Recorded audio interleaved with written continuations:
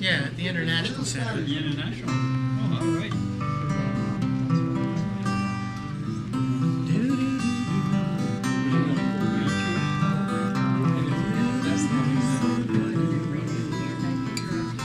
It was so blue. Okay, well, go ahead. No, it's okay. Walking down that highway, It's just a murder mystery. just thinking about The you. person I thought it was. I was only thinking I thought people hurt me because all of a sudden I just went, That's the twist of it all. Yeah, all right. Now, and now you have to it's keep a reading. female writer, but it's not because she's in female light. cruising down the line. No, it's Was a Christine. rainy It's, evening, and it was so fine. Though it was a rainy evening, ready to have a good time. Sometimes you really dig a girl, and as you kiss her. Sometimes you really dig this lady. Where's this gonna be? Uh-oh. Then you get distracted by her older sister. In walks a daddy and it takes you in line. In walks a daddy and it takes you in line. In walks that old guy, takes you in line. Better go home, don't make up your mind. Did you ever have to finally decide? Say yes to one, let the other one ride. There's so many changes, tears you must hide. Do you ever have to finally decide? Sometimes there's one with blue eyes, as cute as a button, hair down to here, plenty of money. Just when you think she's that one in the world, just when you think she's that one in the world, just when you think she's that one in the girl, your heart gets stolen by some bossy little girl. Bet you better finally decide. Pick up on one, let the other one ride. So many changes, tears you must hide. Did you ever have to finally decide? Sometimes you really dig a girl the minute you kiss her. Then you get distracted by her older sister. In walks a daddy, in walks a daddy, and it takes you in line. In walks a daddy, it takes you in line. In walks that old fart, takes you in line. Says you better go home, boy, make up your mind. Bet you better finally decide.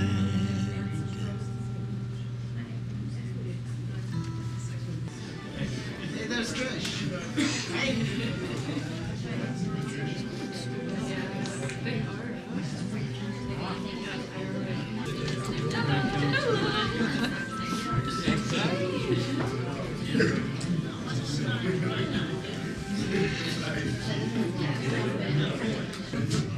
One is, as you see, there's a light buffet, and at any time, if you wish more, just go ahead. You won't be bothering me at all. And and if you have to go to the washroom, hey, what can I tell you? The women's they're all down the hall here to the right. And so whatever you wish, it's here. And so relax, have a good evening, hopefully. And Colleen Marlin will be right here to say hello to you. Well, again, before we begin, the curtains are new. And the lady who made them is at the back here, Debbie. Debbie? Debbie. That's Debbie there, yeah. Looking around to see where Debbie is. And our troubadour is P.J. Barnes. And where is he? Did he leave? In the hall. He's in the hall, okay. Anyway, just relax and have a nice time. This is Colleen Marlin. She's a professor of English and creativity at Centennial College. Thank you. Lovely to see people here tonight, and familiar faces and new faces. And I'm really happy for you that you've come out for this experience. I met Ken about 15 years ago. A colleague of mine grabbed me in the hall and said, if you don't have anything to do for the next while, I'm having a guest speaker in, you might be interested, come into my class. So I went into his class, a psychology class, and Ken was there speaking about values, and I left 2 hours later feeling incredibly affected and having heard some things that at that point in my life were really important to hear. It was rather strange too, because I'm a really shy person, but I ended up doing something very uncharacteristic, and I went up to Ken after and basically invited myself over to his house. He had shown a presentation with lots of visuals in it, and I said, I have to see that art for myself, and only after realized that was a really bizarre thing to do.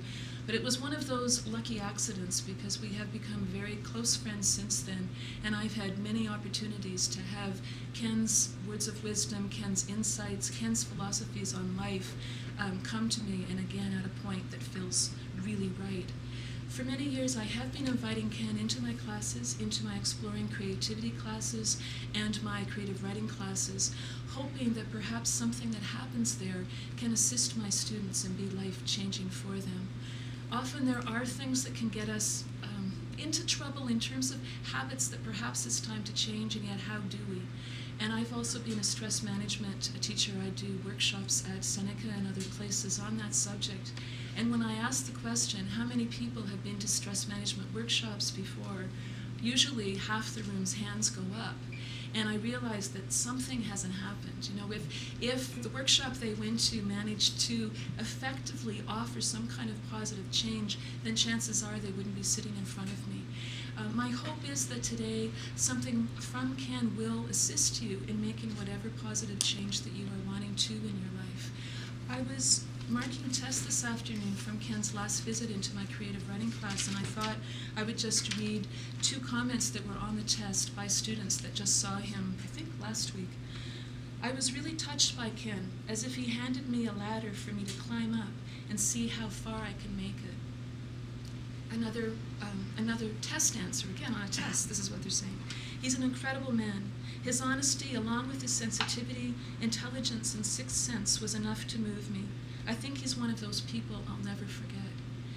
And I have had moments in the past where students have come back and they go, how's Ken?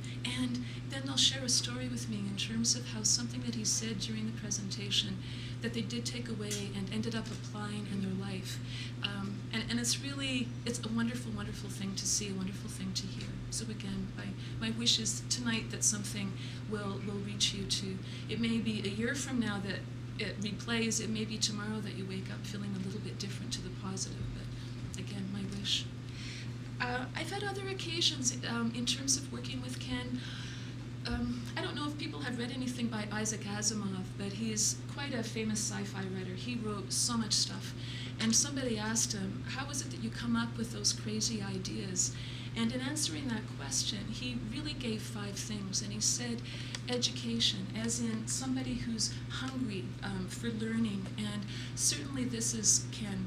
If you ever have occasion to be driving in a van with him on a flea market day, be prepared to stop if any of the garage sales have books, because he will look at those books and every category of books. Then it comes to the second element, and that's intelligence, the ability to take bits and pieces from different places to put them together in a fresh way. And again, I think that that's something that Ken has been in the practice of doing for many, many years. Also, courage is what Asimov talks about, and certainly Ken, I believe, is a courageous man, someone who will do something for the positive with good intentions, whether other people are going to look at him strangely or not. And I suspect some people in the room have on occasion looked at him strangely. That's my guess. Intuition is something else Asimov speaks of, and as my student pointed out, sixth sense, I think that is indeed there. I brought some photos tonight that Ken took at a party at my house quite a while ago. A friend of mine named Susan. I had a prom much later in life, didn't have one when I was a kid, thought I needed one when I was however old. So people dressed up in prom outfits, many of the men too, in lovely prom dresses. And when I got back the photos from Ken, there were an incredible number of pictures of Susan, and I'm kind of looking at them like, okay, there's one of me, one of every other friend I have, and then 20 of Susan. What gives here? And then he spoke to me about the fact that he really felt something from her, that she was in fact in trouble, that he saw it through the lens and he saw it also through his own intuition. And shortly after these photos were taken, she took her own life. These were the photos that ended up being in the funeral parlor when we were celebrating her life and also expressing our loss. And he knew that. We didn't know that. Her husband didn't know that. One of her best friends, didn't know that, and that was something that Ken picked up on. I've also had occasion to meet people who either credit life, one woman with saving her life, Ken is credited for, another woman with extending her life to the point that her sons, 3 young men, were readier to say goodbye to her when it was in fact time. And it's all pretty mysterious, but again, it's how the things can come together to aid and assist in having a life that works well. Another friend of mine, Steve Moore, he's a poet on the West Coast, Quadra Island. He'd come to another party of mine, met Ken for the first time, and I looked out through my patio door to see the two of them talking underneath my rose arbor, and Ken looking at a leaf, and Steve looking at Ken looking at a leaf. And Steve felt compelled to write this poem called A Question for Ken, which I think kind of summarizes some of the man's life and some of the man who you're about to meet tonight. And I hope that you get a sense of this from him. A question for Ken. You were just a boy, born near Dundas and Parliament in the 1930s. Depression era, Cabbage Town slums, and your drunk father threw your mum up against the walls and never talked to you for more than 5 minutes in your whole life, and beat the bloody hell out of you for losing a dime down the street gutter. A thin dime for smokes lying at the bottom of a sewer, a death sentence for a 9-year-old kid used to beatings. And they told you that you could never be anything but a fix-it man for the rich. How then did you become a free man? As a 10-year-old, you discovered maps, Northern Ontario, your hitching thumb, open spaces, safe places, a world beyond King Drunks and Park School's prison camp. Yes, you had the courage to take long journeys into the unknown. An idea, a place far away, a thumb in the air, a ride anywhere. Facing cold, Red Lake northern nights, breaking the limits of class society, the dimming of the light. And now, for you, a single drop of water on green leaf, resting like liquid silver lit up by the setting sun, is a glory unto itself. Your mind, a bright light, free testing the limits of truth and beauty. The walls, the injustice, the dark rooms, the concrete streets, all reduced to dust drifting in the wind.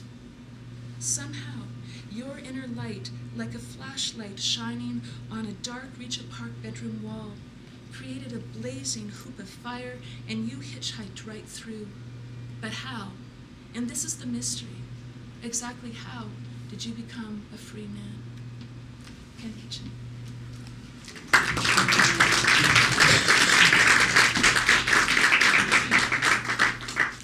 You have to pardon me for a couple of seconds. She usually makes me cry. That does anyway, usually. So just thought to take the time and hand these out. Come this way, actually.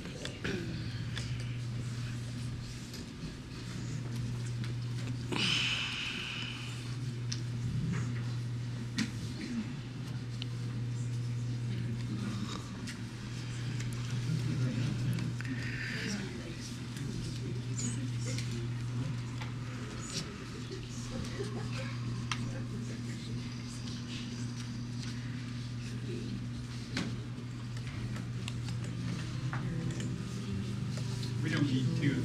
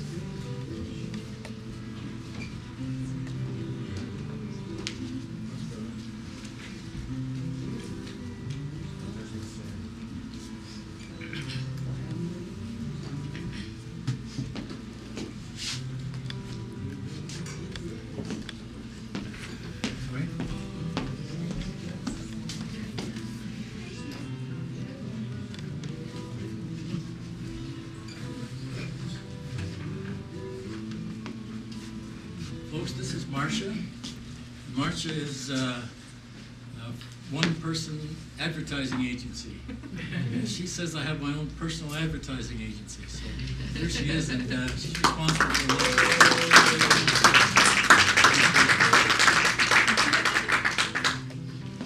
She does everything for sure. Thank you, PJ.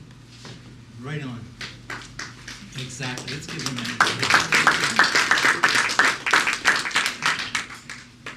Okay, first thing I want to do is take it. I'm going to take this slide off. Is that okay? Having a great time looking at that, doing that. Okay, Errol, could you crank it up for me? You need this. Oh, of course. Of course he does. What a guy. Thanks. We're going to look at several things this evening. One is imagination, and I'm just going to show you a few of my photographs, and what you might be able to see in them is something that relates to us as human beings, like animals, faces, that sort of thing. And if you'll look at them from the bottom up and each side to the in, and from the top down, you might be able to see something that relates to us as human beings. And I do this, frankly, to take us from where we've been to here now, so that we can communicate on a quick basis. And also, contained in here is something called the law of closure. And what happens with the law of closure, the Science Center, had an exhibit with the law of closure. What they've done was take a black and white photograph of a Dalmatian dog and blow it up and contrast the heck out of it, so that all you saw was black and white blobs, actually. And however, if you stood there for a couple of minutes, all of a sudden, the Dalmatian popped out at you. And it's called the law of closure. For example, if you look at a circle and it has a hole in it, so that it doesn't complete, your mind will complete it for you. And also, by the way, the one lady that Colleen was talking about, that I'm credited with saving her life, I didn't do anything. She did it herself. And so did the other lady with, what I mean by that is, I was able to speak with her subconscious and wake it up to a point where her being realized what was happening and was able to turn it around. The other lady did exactly the same thing, and she was able to continue for something like 2 years. Again, I don't do this. I can't do that, because all I can do is to try and help by awakening the subconscious to what's going on in the rest of the body. Because I have hopefully some understandings that have come to me through thought and through trial and error, I guess you could say. And I'll speak about that later. But we're going to do law of closure first, and this is called Imagination 1. So if you see anything, I'd appreciate if you yell out as to what you might see. And I have a couple of them right here. And Glenn, you have one as well, don't you? Where is it? Glenn, yeah, you have one of these too, don't you? Yes, I So, do. Laser pointer. yeah, thank you. Laser pointer. So if you see it, it's like here, you'll know what's going on. So I'll leave one back here. And if you see something you can point out, you can point it out with the laser pointer on here. You guys over there. And pass it over to this side of the room. And Glenn, would you pass yours back this way, please? Sure, I will. Thanks. Anybody needs a pointer, it's there. That's good. Right. Good enough. Oh. You couldn't get along without Errol, by the way. Errol is looks like Errol Flynn, and has his name, so he's the same kind of guy, a swashbuckling fellow. And without him, I'd be done. Anyway, Imagination 1 and picture number 1.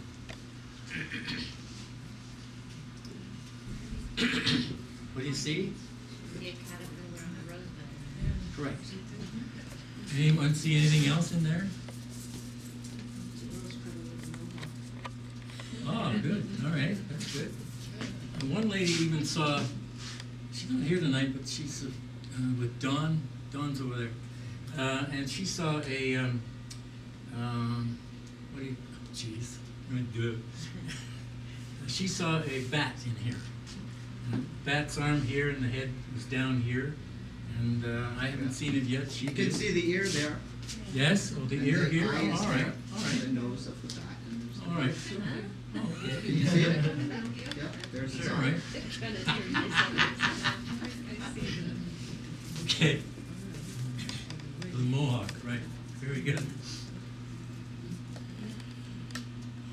Speak up. Don't raise your hand. Just speak up if you wish. We'll go on to the next one.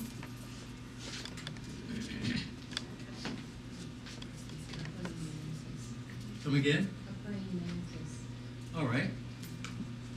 Anything else? What? Snake. Oh, all right. A duck lays on its back. Excellent. All right. I also see a lion in there. Lion. Right. In here, you mean? Yeah. Okay. You see the mermaid here? That is a snake. Snake. Okay. Sneaky mermaid. She sneaked up on you. There you go. With the faces out of focus in her hand. And this whole thing is about 3/4 of an inch. Point of it being is you can see something, go in and take a photograph of it. What I saw at the time was this, whatever you might think it is, with a heart on the end of his tail. That's an orangutan. Orangutan, okay. There's his eyes. See the two All right. black dots? Oh, yeah. This is some kind of simian kind of face there. Excellent. Different people see different things, and that's the idea of imagination, isn't it? Certainly is. Hi, Lynn. Is this bright enough for you? Can you see it all? All right. Can we turn this light back on, though? That one back on? All right. Guy. Okay. but- Sorry. but- Sorry. Okay. Okay. Let's. Yeah.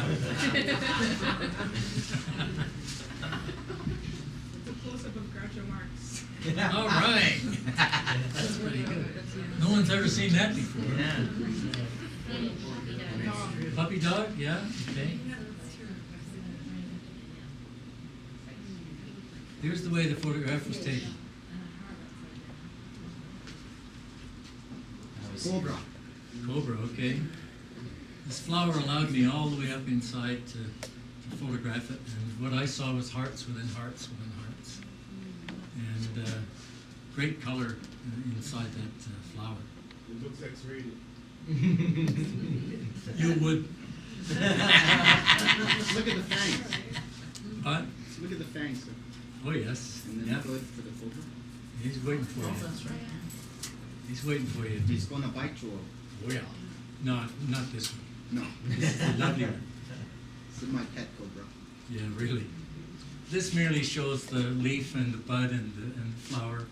Might be some extra things that you might see in the background.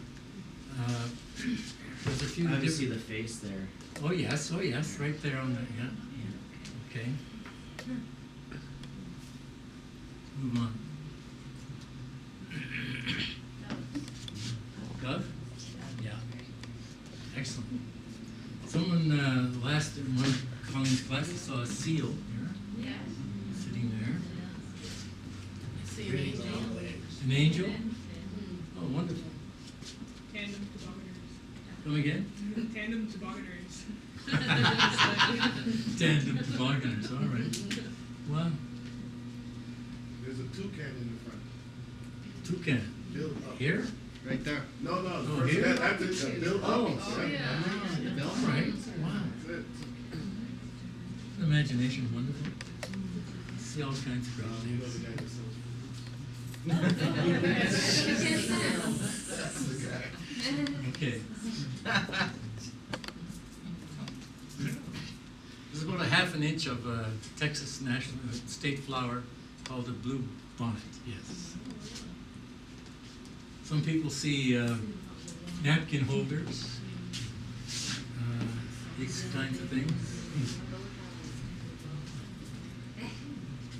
What'd you say? Bow ties. There you go. Bow ties.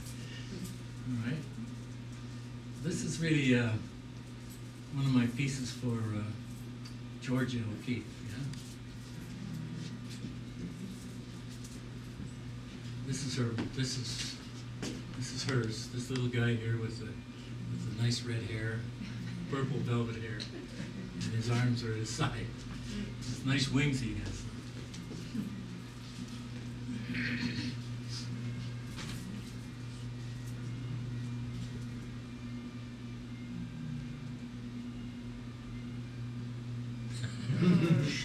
That'll get you. Nice. Crocodile with bad teeth, eh? And a skull in his mouth.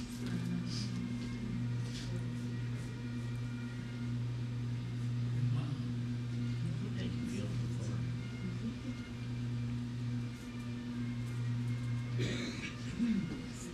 What is the button? Yeah, really. This is like an Egyptian thing writing on the head of the bird. Of course, it's an iris. And here's the twins that run the ship.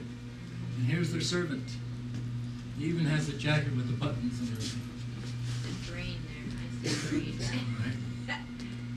Split in the middle. Brain. Okay. Right here, up here. This is a brain that's been sliced Okay. in half. All right. There may be a lion in here with his paw in his head in his paw. He's definitely a servant here. He's coming around and looking at you.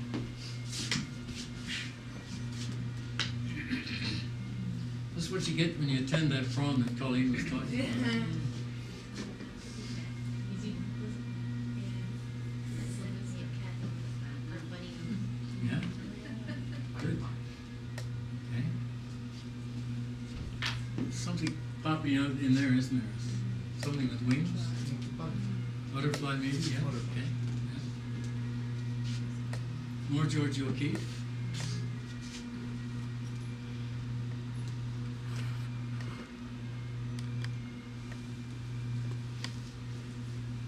Several things in here. This is around the other side of Peggy's Cove. I finished taking photographs of the lighthouse, along with many others. Loon, down here. Yeah, this is, and there's baby ones, right? Along here. I went around the back because I don't stand around much where other people are photographing because they're all taking the same picture. So, I see a penguin. penguin? Where, Lois? On the rock? Yeah. I see a mother and baby. Really, where? Oh, all right. Wow. Yeah. Yeah, and a turtle too, eh, in there? Yeah. There's a shoe up there, I think. Yeah, sneaky. Sneaker. On the rock, I think, right up there. Yep, that's it.